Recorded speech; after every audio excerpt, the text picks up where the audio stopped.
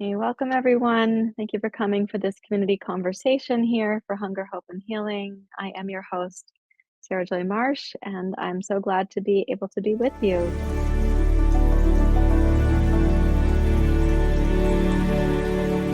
We do have some advanced questions that I'll be answering. This community conversation is on how to have your own superpowers. What are your hidden superpowers for navigating food and the holidays? And I think the three questions that I got in advance are going to be really helpful to all of you because these are actually questions that I culled in from questions. There's like three categories of the questions. I think it's going to be really helpful to you. Okay, let's get started. And we're going to start with a meditation practice that you can use actually anytime, anywhere to regain some inner leadership with your neocortex, that is your wise mind, to help you settle down your limbic brain, the mammalian brain, the animal brain, and also to quiet down the lizard brain, your survival and reptilian brain. So let's take a comfortable seat. You can momentarily rest your hands in your lap. Allow your eyes to close. And as you're arriving here, let's take a deep breath in through the nose. And then exhale out through the mouth or the nose. And you can exhale like you're sighing. Again, inhale through the nose, deep breath in.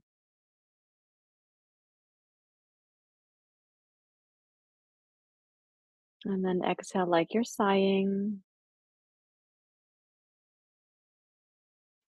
We're going to do this twice more. So big inhale.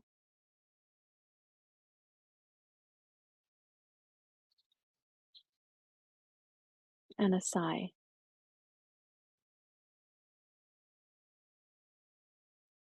And one more time.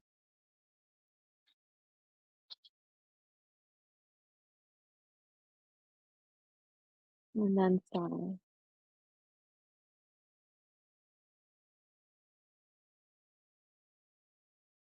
This practice has a couple of steps to it. The first one is taking several deep breaths, big inhale and a sigh. You're re-regulating your physiology by doing that. Now I'm going to ask you to check your GPS. That is what brings you to a place of being grounded, present, and stable. So we have 4 big sighs, and now we're going to notice whatever in the present moment feels tangible and neutral to you. Let's do it like this. Notice the temperature of the space that you're in.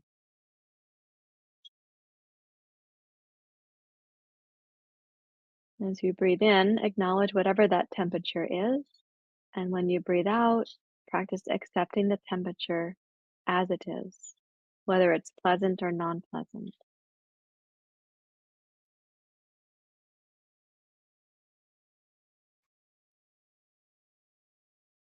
Now notice the quality of light in the space that you're in.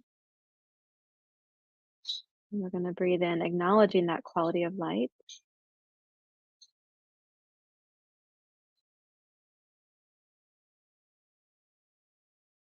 And then exhale, accepting the quality of light, whatever it happens to be right now, whatever that is.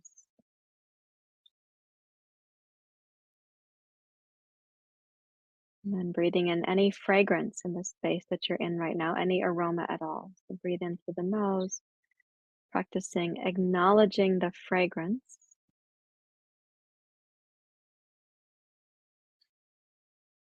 And as you exhale, breathe out, accepting that aroma or fragrance, whatever it happens to be, pleasant or non-pleasant.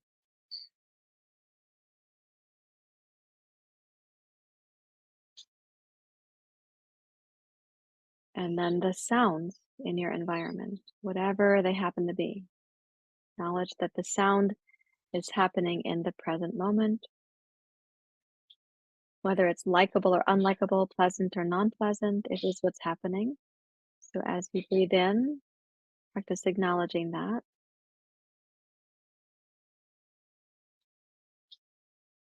And as you breathe out, practice accepting that.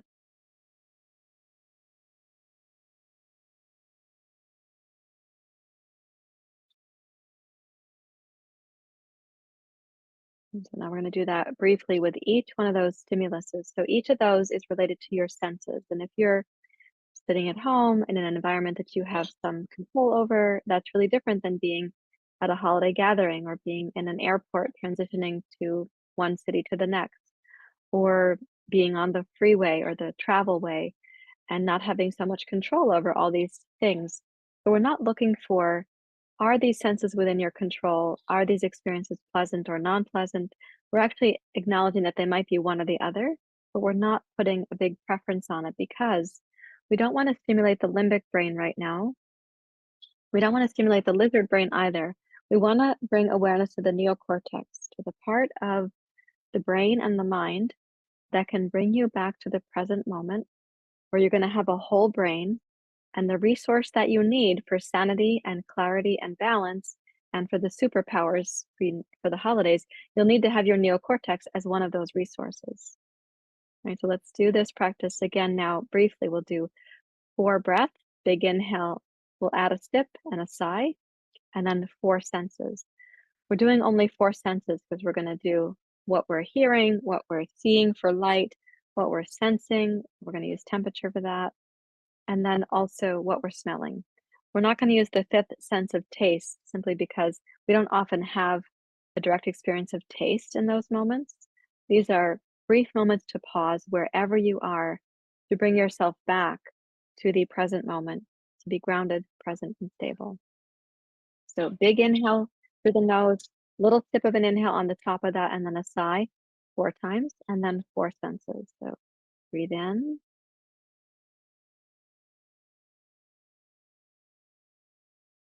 and then sigh.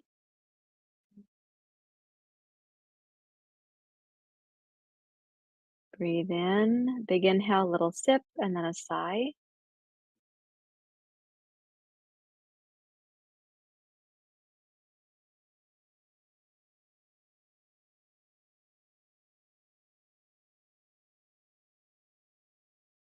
And again,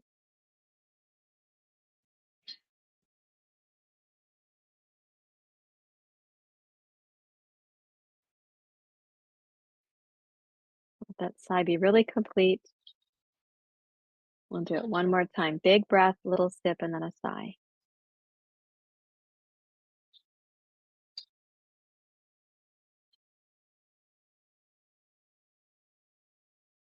Keeping the breath relatively relaxed.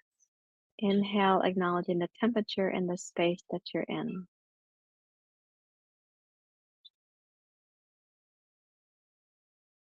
And exhale, practice accepting that temperature. Inhale, notice the light against your face.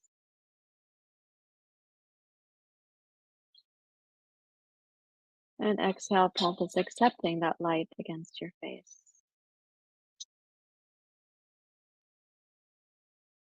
Inhale, noticing the sound.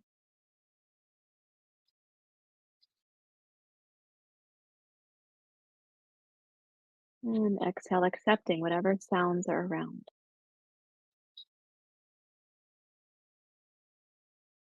And then inhale, noticing the fragrance.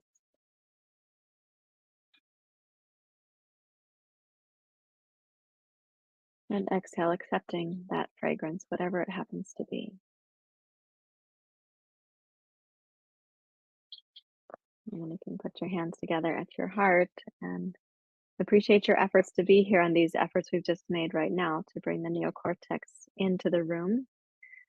So may our discussion that follows forth from here be really useful to you. I have some purposeful things to share. I've gotten some questions in advance, and I'd like to go over those and give you a good strategy for navigating the holidays. So let's acknowledge the effort you've made to be here, and with your exhale, you may bow your head to your heart. And release your hands, and please open your eyes. Okay, so this is a miniature meditation that we were just doing.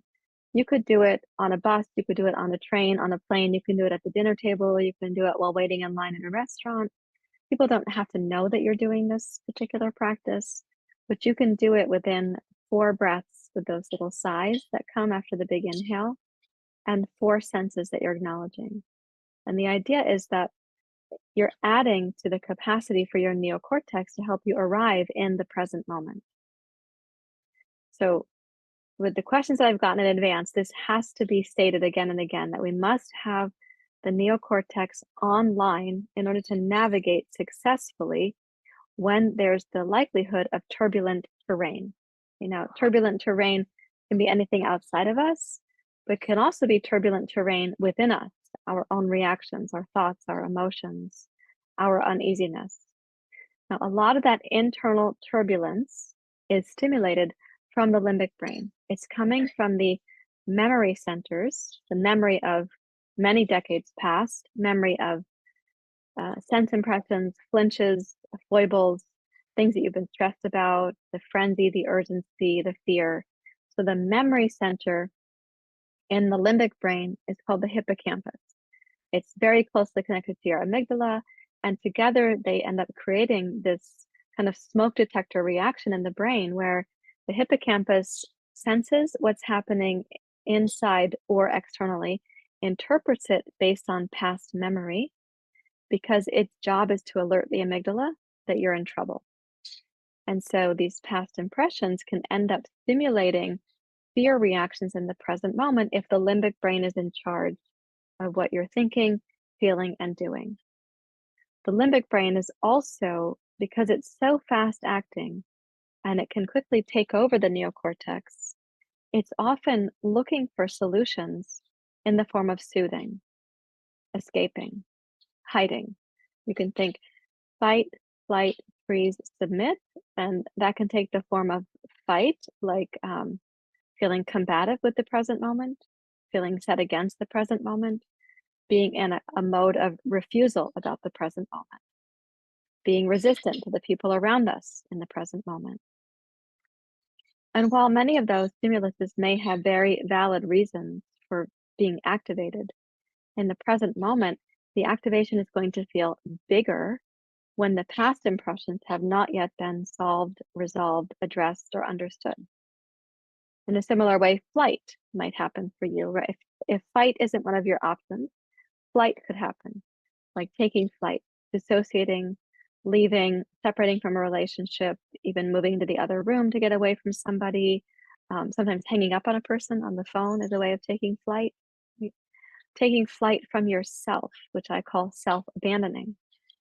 When we self abandon, that could take a number of forms. One is you've made a commitment to be healthy, generous, kind, respectful, reasonable, responsible with yourself, but something happens and you take flight of all of that and you just end up self abandoning in a mode where it's too difficult not to binge or not to succumb. So that takes over because it's trying to soothe you. So if one of your flight reactions is to abandon all good intentions, just take notice that that is one way that we go into flight mode. Now, we also have frenzy as a mode where we just get extra busy. It's almost like the wheels of fear are turning inside the nervous system, and the limbic brain is telling us, oh, so many bad things could happen. And if we don't do this and this and this on time, and by the way, there's always too much to do, we're always behind schedule. That frenzy is actually a way of avoiding the present moment, and it's keeping us stuck in those past memory centers, the past activations, which feel like they're happening in the present moment for sure. They feel like they're happening right here, right now. But they have tendrils of the past, they have impressions from the past. I'm speaking as a 35-year plus mental health provider and doing this work in hunger, hope, and healing for the last 25 years. So I'm saying that with some direct experience as a provider and also as a human being. The past impressions are also there in these activations. Now, we also have a mode where we go into freeze. So, freeze is like we might be staying present in a situation, but we're feeling overpowered, disempowered, disarmed. We lose track of our skills. We go into a kind of freeze mode. We don't speak up. We don't speak out.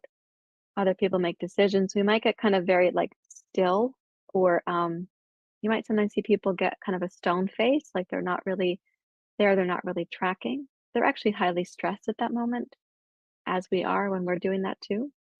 And so that freeze reaction is a state where the nervous system has gone past its threshold for fight or flight or frenzy or fury, and it's gone to freeze because it can't process the energy of those other ones anymore.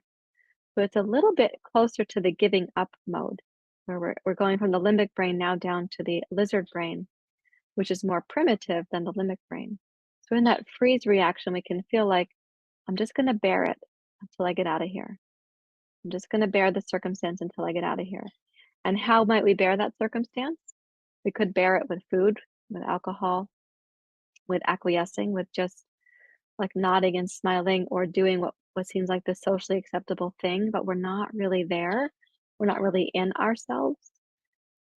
We're pretending. But it's all a protective mechanism because we don't feel safe enough to do something different. So please keep that in mind.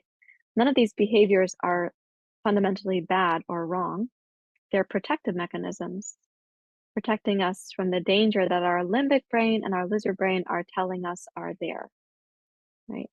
Another option that we have from fight, flight, freeze is then we have this mode that I call fuck it, which is also the mode of submit, collapse, all out acquiesce. And what can happen there is you've made a commitment, you've gone past self-abandonment into the temptations, and now you're in the fuck it, I'll just take this whole evening or this whole day and binge or succumb, because the feeling is that I have to overwhelm my system so greatly that I go to numbness. I have to make this the most eclipsing thing that I'm dealing with right now until I'm numb, sedated, lethargic, dull, because tomorrow I'm going to start again. I'll start over tomorrow. It's very common, right? In Hunger, Hope, and Healing, we've heard it for decades. So considering that fuck it mode or that collapse submit mode is actually when you've had so much energy in your system that doesn't know how to be processed, that we get to the point where we have to make like the biggest mess of it. It's because we're in the most amount of pain. And the bigger the mess, the more distracting it is, the less attention we're going to have for the present moment circumstances that might actually be toxic or difficult or, stressful at best, right? So your limbic brain and your lizard brain are waiting for you in the form of your neocortex or your wise mind to come back online. And sometimes when there's no leadership, when the wise mind is not there, when the neocortex is not there, these two lower brains have learned the strategic maneuvers to help you be less in harm's way, to be less at risk. And I know that sounds crazy because the things that we're doing to help ourselves to feel less at risk are actually the things we're trying to stop doing, like binging or compulsively eating or emotionally eating or too much alcohol or obligating ourselves to everybody else's needs and not to our own, or giving up our own needs or values or schedules in default to or deference to other people. Those can be painful behaviors, and it can seem ironic that we're turning to them in these moments of greatest need for the limbic brain and the lizard brain. However, these particular solutions are so well practiced and go so far back in our lives. They've been sculpted over decades. And so we need the neocortex to be able to come back into leadership, what I'll call inner leadership, inner sovereignty within ourselves. Right? I hope that's translating at the moment. So the questions that I got for tonight, one of the questions was what to do in terms of food and alcohol, how to be less susceptible to food or alcohol as those solutions. So I just gave you a strategy about the brain, but that can't wait until you're right there in the hot seat of the present moment. There have to be other strategies that also help you to feel more resilient, more buffered, less vulnerable going into a setting. So let's picture that you have a regular mindfulness practice, you have a regular yoga practice. By the way, those are both extremely helpful. If you don't now have a mindfulness practice or a yoga practice, you can practice with us. I strongly recommend this because it is at a foundational level, nourishing your brain and your body to move to higher ground, higher functioning. So let's imagine that you've got that going on already and you've tried on this little miniature meditation, and yet you still feel kind of fragile about going to a particular social event. Maybe it's got some family dynamics or social dynamics or work dynamics, something like that. And this event is going to be in the evening, and there's going to be food and possibly alcohol there, and also people with whom you might have harmonious connections, or you might not have harmonious connections. So when you see this on your schedule and you know that it's going to be there on your schedule, sometimes people have taken the strategy of, because there's going to be food there, I'll starve myself all day. This is a very bad idea. That leads into the deprivation and reward mentality. So depriving yourself all day because somehow you might binge at night, or you have to be hungry enough to go to the event, or you want to be hungry enough that those calories at the event won't count. This goes into diet mentality. So a lot of that thought structure in that particular example is coming from deprivation reward, good, bad, behaviors that have a kind of punitive quality to them later if you go past a certain line. And it's also putting you into black and white, all or nothing thinking. And then you're back in diet mentality. That's going to be really stressful. Diet mentality, generally speaking, is using your limbic brain because it's getting marketed to your limbic brain, which wants quick solutions that are painless and immediate, right? So instead of taking on a thought process of, I'll starve all day or I'll limit calories all day so that at night when I get there, I've got extra bandwidth to spare, or deciding in advance that you're not going to eat anything when you're there, that's also kind of a rigid attitude, right? Rigid, I'll starve all day, then I can eat what I want when I get there. Rigid during the day, maybe binging at the party. Or I'm only going to eat X, Y, or Z and only in small portions. That can feel very rigid if it's coming from a perspective of fear or scarcity or control, right? So what I'm going to recommend, instead of trying to have a strategy for the event, is to see the event as a part of the flow of the day, right? So you're going to want to have good sleep the night before, and actually think about it. Think about an event coming as something that you can be preparing for 24 hours in advance. Whether it's one party or it's a flight to Mexico, as some of you have said, you're going to Mexico, you're having a tropical holiday, whatever that happens to be, think of it as something that you're preparing for in advance. So let's take the party example, and 24 hours before that, you're really thinking, I'm going to have a good night's sleep. I'd like to have the best brain function possible, and that sleep is a part of our brain function. It's helpful to have a sense of your blood sugar on that day throughout the whole course of the day. So don't skip breakfast. Have something nourishing at breakfast that makes you feel grounded, has enough protein, enough healthy fat, and enough fiber that you feel solidly nourished in the morning at breakfast before you leave the house, if you're going out of the house. And then let's say you're going to work that day or going to some other holiday events. You're not going to be distracted by having been deprived. It's also really helpful if you have a savory breakfast, particularly in the winter season, versus a sweet breakfast. It's even more helpful, according to Ayurveda, if your breakfast is not cold. So not like a cold smoothie, not something where you're not even chewing the food, because saliva is a part of digestion, and so is chewing food. It's a part of the digestive process. So if you want to have really good digestion, it's not recommended to put ice in a smoothie or to have complex smoothies, according to Ayurveda. We want to chew the food and get the microbiome of the mouth activated so that you're going to have better microbiome in the gut. It may also be that you're somebody who needs to have a little bit of apple cider vinegar to boost your digestive fire, that is the stomach acid, before you have a meal. And that way you can digest it more easily as well. So whatever you have, breakfast is nourishing. You're also going to be planning that lunch is an important balancing midday meal. And if you feel balanced and nourished by that midday meal, and again, enough protein, enough healthy fat, enough healthy fiber, maybe some ACV, apple cider vinegar before the meal, chew your food, make it a warm meal. It's winter. We don't need cold food right now. It's Vata season, so we don't need to have the cold in excess. And doing all of that and hydrating throughout the course of the day, you've taken care of two things on your body dashboard: hydration and nourishment. So by the time you go to the evening gathering, you have not been deprived of food, you have not been deprived of flavor, you haven't been deprived of chewing, swallowing, satiating. Your blood sugar is not going crazy before you get there. But other ways that deprivation shows up is that we have a really busy day. We take no time for ourselves. And at this sort of party, people want to let their hair down or finally relax. And you've got all this kind of repository of unmet needs from the day. And sometimes food and alcohol sneak in there to try to help you meet those needs.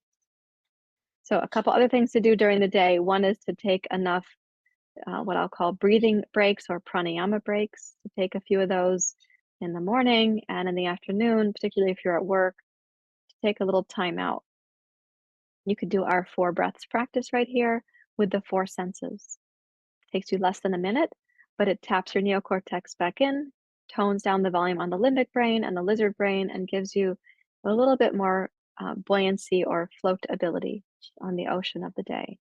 But in addition to that, so let's call that connected to deep rest. So you've had a good night's sleep and taking some mental timeouts during the day. That's one of the other items on your body dashboard. In addition, really helpful, and you have full permission to go for a walk outside on any day. You have full permission to go for a walk out in nature. You can step away from your desk, step away from your family for 10 or 12 minutes, go for a walk outside, feel yourself to be a part of nature, raise your heart rate, lower your heart rate, raise it, lower it, steep hill, less steep hill, like this. Clean the pipes in your system and get a new perspective. Turn your head side to side as you're going for this walk. Walk somewhere where there's a vista, let it open up so that your brain is not getting too perseverated on the evening event, whatever that might be. And let yourself get movement and nature and heart rate. So those are 2 more of your body dashboard items. So that's good rest, nourishment and balancing your blood sugar, hydration, being in nature, and raising your heart rate. Those are all going to help you to feel more balanced before evening comes. In addition to those 2, let's tend to the body dashboard for what we call right brain activities. So, one thing you could do during the day, for example, when you're out for a walk, you might even really take notice of the colors, the beauty, take it in without evaluating it, looking at all that you see and not thinking, not being in your head and your left brain, but really taking in the color of this. If you're in Mexico, the color of the bougainvillea. If you're in the Pacific Northwest, where it's going to be a little colder and damper, you could take in the color of green, the richness of the green in nature this time of year. Take in the sounds of the birds overhead. And when the right brain is tapping in to the awe of life, that's really powerful. If you have a creative activity to do, that is also really powerful. Could be crocheting, knitting, painting. Um, I sometimes like to recommend finger paints because they're so childlike. They can bring you back to something like that. Sometimes just coloring in a Zentangle book can be really helpful. So before you think of your day as getting too busy with all these things, let me just state once more. You're going to sleep well. You're going to balance your blood sugar. We're resisting diet culture mentality. You're walking outside. And in that walk, you're raising your heart rate and taking in the vast perspective of things, not staying caught up in thought. And then we're going to add elimination, which means, not postponing the natural urges of the body. So peeing and pooping, not postponing the natural urges of the body. Why are we postponing the urge to go pee all day? Why do people do that? Because they're in the limbic brain on fight or flight mode to get things done. And so having done that, elimination also includes having chances for laughter and tears, and if possible, sweating. So a vigorous walk outside gets a number of those together, but if you think you're walking to burn calories, that's like a left brain mode to go for a walk. So you're walking to take in the awe, to change your brain state, to be in a bigger perspective, bring your right brain into that walk. So when you get to said party, now you're not going to be too hungry or too overwhelmed with unmet needs. And this is going to put you in a place of greater leadership with food and with alcohol. I'm going to suggest to you that before you go to a party or a gathering, you remind yourself if food and alcohol are vulnerabilities for you. For one thing, if alcohol is a vulnerability for you, it's really recommended to practice abstinence at these gatherings and not to involve yourself with alcohol where it might become a slippery slope to lessening your clear judgment about things.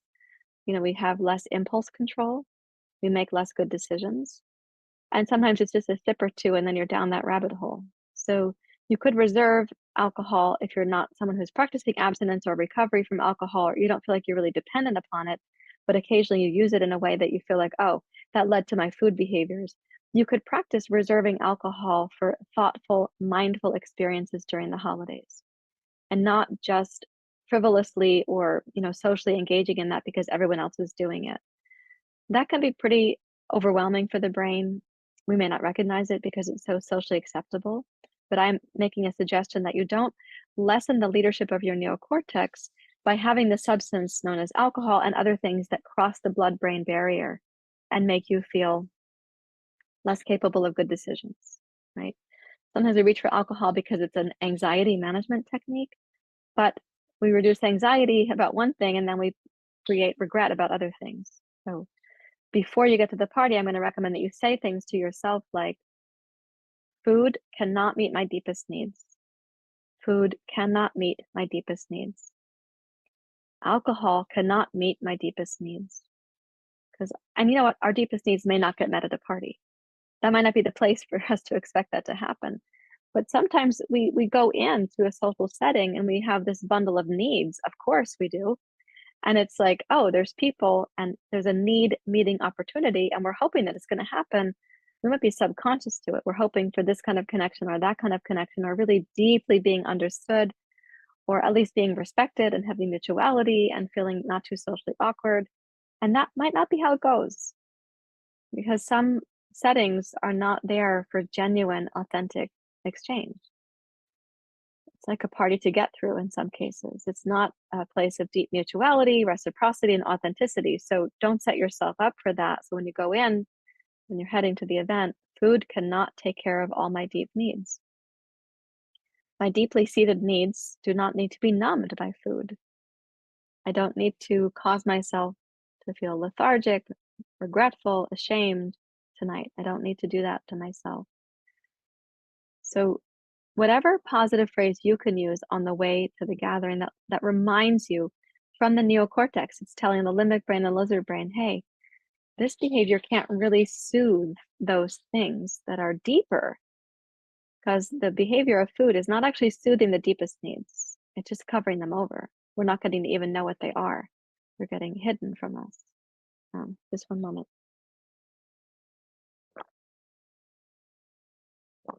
This is my ginger tea. I'm going to recommend that to you too. Ginger, cinnamon, and cardamom tea. It's very warming for the season, and it's also good for digestion. So on the way to the event, you might also remind yourself, like, who's a safe person to connect with, who's a less comfortable person to connect with, and plan in advance that you're going to seek the connections that are meaningful to you and that you're going to thoughtfully avoid the connections that aren't helpful to you. Right? So those are a couple of things for going to a holiday gathering.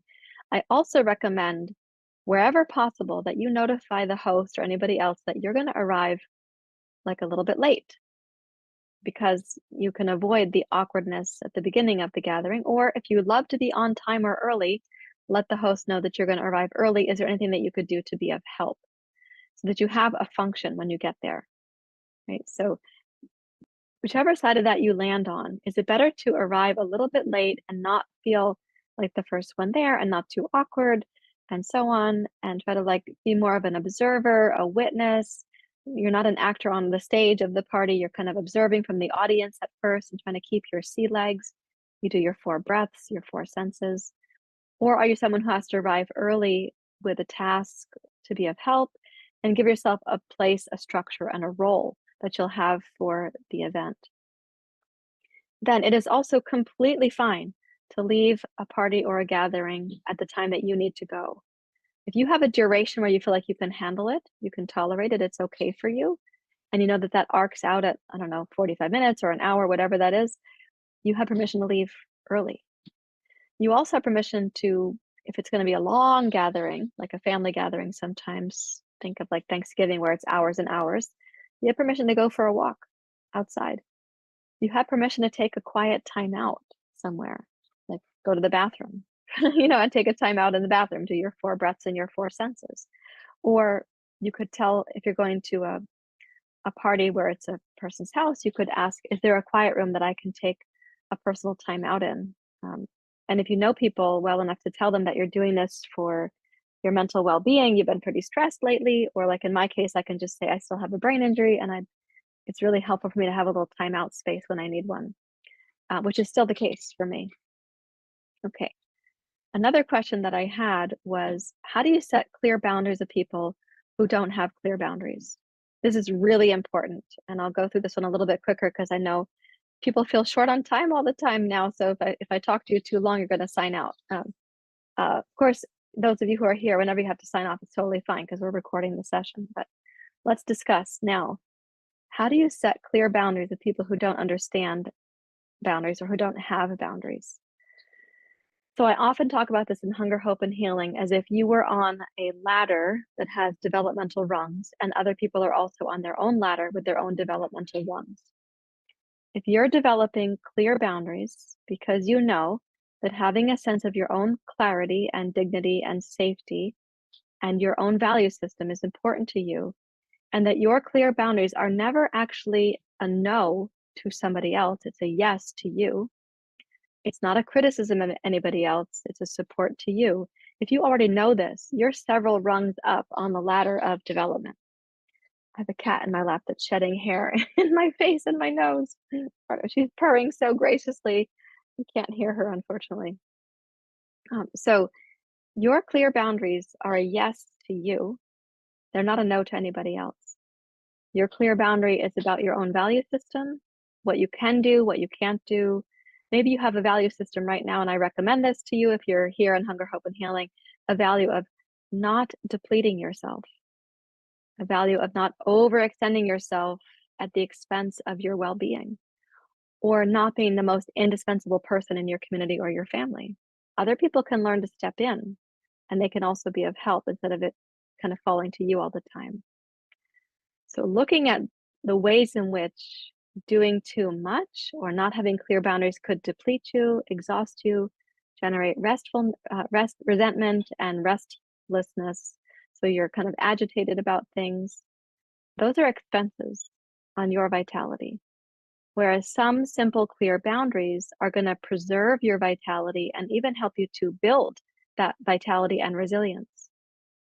Now, foresight is really helpful here because in the present moment, when something comes up, that limbic and lizard brain matrix is going to have you collapse your boundaries again. It's going to just be reflexive. The nervous system just goes immediately into it, and you don't even think about it. And you're doing something that's going past what you had committed to yourself. Reflexively, you're just doing it again. So foresight is really important here, as is practicing a phrase that you might use in your head. You might even practice it out loud. In fact, you could even write it down to get a little closer to it being reality. For example, you're going to go to a gathering. We just had a big Thanksgiving gathering in my family system. And I knew that there was an event that I would not want to be going to. I have a brain injury, so there's certain things that I can't go to anyway. But in this case, there's a very pressury sort of person in this family system. Happens to be my sister-in-law. And it's difficult to say no to her because her rung on the ladder is pretty low. So anything that anybody says no to her, if we're saying it even from a really clear place, she hears it as a criticism of her or a negation of her, or, it's very painful, in fact, to know that that's happening for her. But she doesn't get to define my standards or my needs or values. And I don't have to, we say in this culture, you don't have to stoop to their level when people are doing something bad or unethical. We don't have to stoop to their level. But when it comes to setting clear boundaries, it's really helpful to understand the other person's level of thinking. So here we are. They think it's going to be a criticism, or we're being rude, or how can we do that? How can we break the family pattern? How can we change anything up here? Who do you think you are? Why are you so special? Um, you can be seen as arrogant. And these are all coming from places that are lower rungs on the ladder of mature, clear boundary setting. So rather than this phrase of like, we don't want to stoop to somebody's level, we actually have to understand the level that they're coming from. And they're coming from their own unacknowledged, unmet needs. They're coming from their own limbic brain and lizard brain. So they have, exactly the same kind of brain that we have. Some of the things that we go through, they're also going through, but perhaps with less awareness of it, because here we talk about it in Hunger, Hope, and Healing. So they're coming from a place that's patterned, just as we are. And often they're coming from a place where you have a certain dance in that pattern and it makes them feel okay with the world. All is well with the world because you didn't say no or because you said yes. Now, people have different ways of expressing this. And sometimes it's like, oh God, why are you doing that? Or, it's like pouting or pity or manipulation. All kinds of things can happen. I can't know all the matrices that go on in your lives, but I know some of them because I've been doing this for a long time. But here you are. You have a sense of your clear boundary that you want to establish with somebody else, and their level of understanding is lower than yours. First thing, let's see the humanity in them. Let's recognize the humanity in them, and we can say to ourselves, just like me, they too want to be happy. Just like me, they too do not want to be in pain. Just like me, they too want to feel safe and connected. Just like me, they want respect and dignity. And just like me, they prefer the familiar and they don't want the apple cart to be upset. That doesn't mean that you're going to succumb to it, but it's a kind of phrase, just like me. And that connects us to their inner humanity. And it helps us to go up to the neocortex, right? So we're not just falling down our own ladder to some place that's, unlivable or untenable. We're not just sliding down those rungs of development that we worked so hard to come to. You're back in the neocortex there. Okay. Another thing, then, you've seen their humanity and you can have compassion. You can do this with foresight. You can advance plan this compassion that they might be disappointed when you say no, when you have your clear boundary. And that disappointment could come across as pain or complaining or reactive or, setting their own needs. They could even escalate or whine or complain louder. All of that might happen because they're in pain. So if you can sense that in advance, compassion means our ability to vibrate with the suffering of another and to want to help be a part of the solution, to alleviate that suffering. Now, here's a much bigger Dharma talk for us to get into because alleviating the suffering via compassion is not the same as enabling, acquiescing, succumbing, and just going with the flow. Because if that person has strong enough protest behavior, we feel like, oh, okay, already, right? All right, already. We'll just do what you want to do. Because their protest is so big that it's painful for everybody. But that's not going to change the pattern in the family system, nor in the relationship, nor for you. And so in advance, sensing that the protest is coming, in some way the protest might be there, we want to have compassion for that before we get there. And sense the kind of pain that this person might be in with that protest behavior, which can sound really strange. Like, how can they be in pain? This is protest behavior. Aren't they being powerful? Or they're actually in quite a bit of pain. So when there's that kind of protest coming and you want to set a clear boundary, you've already resourced yourself. You've come up to the neocortex in two methods. One is just like me, and the other is compassion. Now, it's very helpful if you state your clear boundaries in advance of something. So using foresight, and by the way, foresight has to come from the neocortex. You cannot have foresight from your limbic brain. It doesn't have foresight. Think about your cats and dogs. They don't have foresight. So you have to think about it in advance. And that may take some stealthy planning on your part, like who's going to be there? What are last year's foibles? What do I have to think about? We're not going to be hyper vigilant and hyper perseverant about this planning, but we're going to think about it. What can I do in advance to tell somebody, hey, when we get together at blah, blah, I'm not going to be drinking alcohol. Just want to let you know. I'm choosing not to drink alcohol right now because you can say my doctor recommended it, or I need to get better sleep and it's been disrupting my sleep lately, or I think it bothers my blood sugar. You don't have to make it anything about anybody else or about your value system about alcohol. If that's too much to share with somebody, you can say why in advance. And sometimes you'll be surprised. Other people are relieved that you're bringing up the topic because they too might want to make that kind of choice. And that's Another thing that you could do in advance is know who your allies are in a certain setting or family gathering or workplace gathering. Know who are your allies so that you can pre empathize. You can build up your empathy reservoir before you're at the event, right? So this is also, you have to have the foresight for this. Who are my allies? Who can I have empathy with? The question isn't who can I roll my eyes with when we're there, right? Because that's more like colluding and gossiping. The question is, who will I know I have empathy with at that setting? If the answer is no one, find friends in your community or your therapist or an important person in your life, or choose somebody, even if they've passed on, that you know you would get that kind of empathy from. I recently lost a good friend, and I've been sourcing his ability for empathy for circumstances I've been navigating, and it actually works. So I want you to source a kind of empathy that you're going to need for this form of resilience that has to do with clear boundaries, right? So now we have our neocortex, just like me. We have the neocortex on the heart, compassion for this person suffering. We have the foresight to state our boundaries with clarity in advance. And we have pre stocking up on empathy. Okay? Then when you're at this particular event, you've already said what your boundary is and you've thought about it in advance. You thought about it clearly. Of course, you can always be flexible once you get there. You could decide, but to decide from a place of flexibility is different than to do it from reactivity and just cycling through the same dynamics all the time. And to be in the front of protest behavior and feel like now you've got to give up because the protest is so big, that's going to feel awful to keep doing that again and again.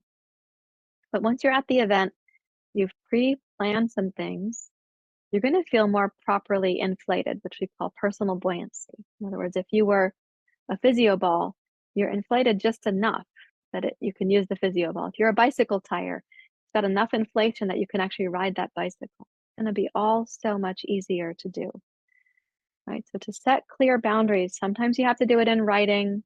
Sometimes you do it with a conversation. Sometimes you notify a person in advance and then there's a conversation. Let me know if you want to talk about this with me.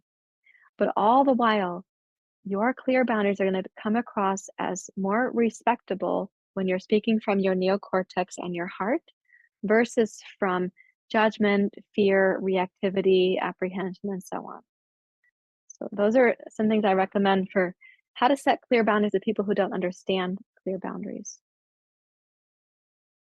And you might find that they challenge your boundaries and that you have to grow the muscle of having your clear boundaries. So often what I like to think of is if somebody slows me down in traffic, let's say I'm driving, which I actually can't drive anymore since my brain injury, but let's say I was driving and somebody's like cutting me off or getting in my way or going too slow on the freeway, too slow, right? According to my New Yorker.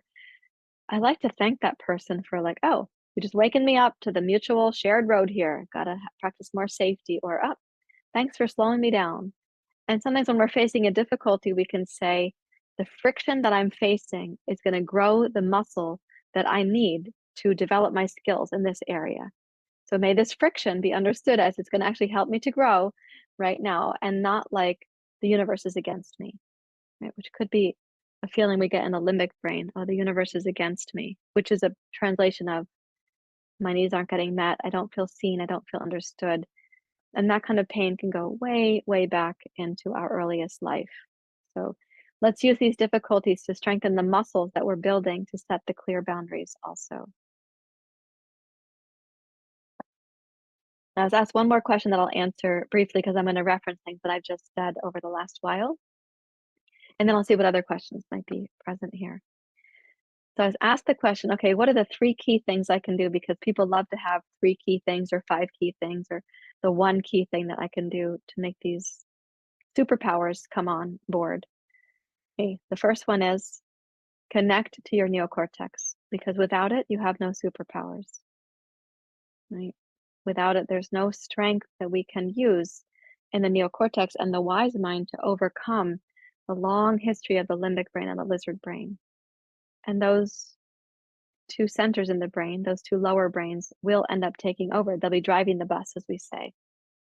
And we don't want the youngest versions of us to be driving the bus when by now we're grown adults, right? A second thing you can do to help have these superpowers is I mentioned this briefly, so let me mention it a little more extrapolated right now. When you arrive at certain events where food is, try to imagine yourself in the audience for a time. Like, take a little witness perspective, be in the audience, give yourself a chance to not be an actor on the stage of the dynamic or the drama that's going on. And by drama, I mean any kind of human interaction. I don't mean just toxic drama. I mean just that these things go on. You all get together for the board meeting. There's a certain way people do that kind of thing. Try to see yourself observing as a witness what is happening here. And in that observing, you're just separating yourself very slightly, like a little buffer between the pattern that you would normally do and the reactivity that you would normally get into and the reflexiveness of your compulsive need to respond in a certain way. You're giving yourself a little space right there. And that space grants you the chance to feel your body, connect to your nervous system. Don't disconnect. We're not going fight, flight, freeze, or submit. And as you're observing, you can also see like these are people and they have lives. Some of them haven't slept well. Some of them probably binge. Some of them probably misuse alcohol. Some of them are probably stressed. Some of them might be compulsive exercisers. Some might be poor spenders. Here we are. They may have insecurities. They may mask that over, but here's the human condition. And so if you're giving yourself an audience perspective for a time, you're slowing down your own mind. And because the limbic and lizard brains are faster acting than the neocortex, anytime you can slow that down, you're going to regain more leadership in the neocortex upstairs. And the third thing that you can do is tend to your body dashboard and do that a lot. Right? Tend to your body dashboard because you're going to be deepening your connection with yourself. And that connection is where you're starting to heal the reservoir of unmet needs. So the 7 daily essentials for your body dashboard, if you think about tending to those things, it's like you're reparenting yourself. You're giving yourself the fairy godparent that you didn't have, and you're tending to the unmet needs that are physiological and also neurological. Now, if your physiology and neurology are off kilter, it's much more likely that you're going to reach for food and other soothing activities to help calm that down. Think about why people are scrolling right now in daily life. Why are they scrolling? Why are they binging? Why do they do binge watching on TV shows? Right? So if our physiology and our neurology are off, we can tend to the body dashboard to help bring that into balance. It's going to support our emotions, our perspectives. So our emotional, mental, physical, and spiritual health will improve. And that's so wonderful to know that you can do that for yourself. It doesn't require a prescription in this case to go for a walk outside, but if you need a prescription, I'll write you one. Go for a walk outside. To tend to your sleep and your blood sugar, your hydration, these kind of basics.